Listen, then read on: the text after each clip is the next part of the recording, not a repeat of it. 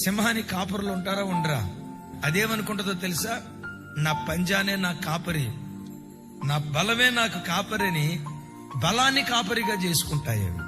అవి తమ బలం మీద ఆధారపడతాయి కాబట్టి కాపరి వాటికి అవసరం లేకుండా అయిపోయింది. సరే, ఏనుగుంది, ఏనుగు కాపరి ఉంటాడా? ఏనుగు తన బలం మీద ఆధారపడుతుందా? దాని ధైర్యం ఏంటంటే, నా తొండంతో 20 సంవత్సరాల క్రితం నాటిన చెట్టును కూడా ఉన్న పాటను లేపేయగలుగుతాయి. ఏమనుకున్నారు నా తొండం అంటే?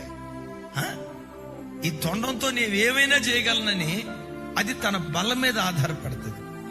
సృష్టిలో ప్రతి జంతువు, ప్రతి జీవరాశి తన బలం మీద ఆధారపడి బ్రతుకుతూ ఉంటాయి. తన బలం మీద ఆధారపడకుండా, తన శక్తి సామర్థ్యాల మీద ఆధారపడకుండా ప్రతి క్షణం కాపరి మీద ఆధారపడే ఏకైక జంతువు గొర్రె. కానీ విచిత్రం తెలుసా? తమ బలం మీద ఆధారపడే జంతుజాలమంతా కనుమరుగైపోతుంది. గొర్రెల మంద రోజు రోజుకు విస్తరిస్తూ ఉంటుంది. ఎవరైనా మనల్ని చూసి అది కదా గొర్రెలు గొర్రెలు గొర్రెలు అని అన్నారు. ఎస్, మేము గొర్రెలమే. మనల్ని గొర్రెలనే ప్రతి వాళ్ళు, ఎగతాళిగానే ప్రతి వాడు తోడేలు. తోడేలు జాతి విస్తరించడం చూసారా? ఆ జాతి ఎప్పటికప్పుడు అంతరించిపోతా ఉంటది. సింహాల జాతి అంతరించిపోద్దేమో, తోడేళ్ల జాతి అంతరించిపోద్దేమో, వేట కుక్కల జాతి అంతరించిపోద్దేమో.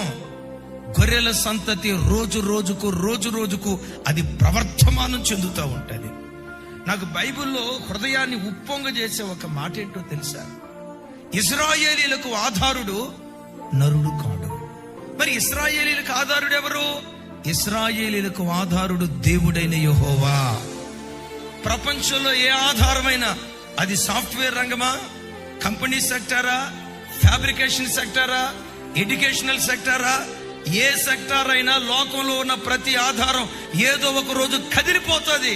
నేనంట ఎప్పటికీ ఎన్నటికీ కదిలిపోక చిరస్మరణీయంగా నిలిచి ఉండే ఏకైక ఆధారం దేవుడనే ఆధారం.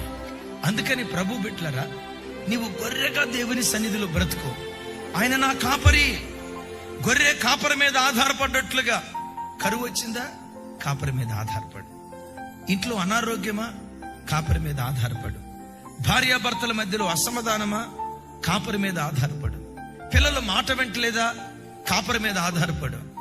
ఎవరికి చెప్పుకోలేని గుండె కోత హృదయ క్షేత్రంలో అనుభవిస్తున్నావా? సమస్య ఏదైనా నేను ప్రకటించే నా దేవుడు